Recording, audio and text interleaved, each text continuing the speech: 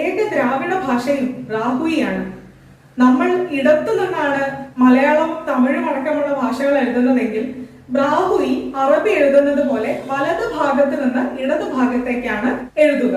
മറ്റ് ദ്രാവിഡ ഭാഷകളിൽ നിന്നും ഭൂമിശാസ്ത്രപരമായി ഇത്രയും അകലെ എങ്ങനെയാണ് ബ്രാഹ്മി എന്ന ഈ ഭാഷ എത്തിപ്പെട്ടത് എന്ന കാര്യത്തിൽ പൊതുവായി അംഗീകരിക്കപ്പെട്ടിട്ടുള്ള ഒരു നിഗമനങ്ങളും ഗവേഷകർക്കിടയിൽ ഇല്ല എന്നുള്ളതാണ് സത്യം.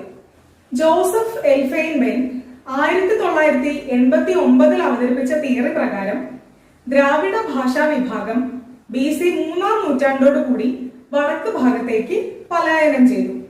പിന്നീട് BC 2-ാം നൂറ്റാണ്ടോടുകൂടി ഈ വിഭാഗത്തിൽ ഒരു കൂട്ടം തെക്ക് ഭാഗത്തേക്ക് കുടിയേറി.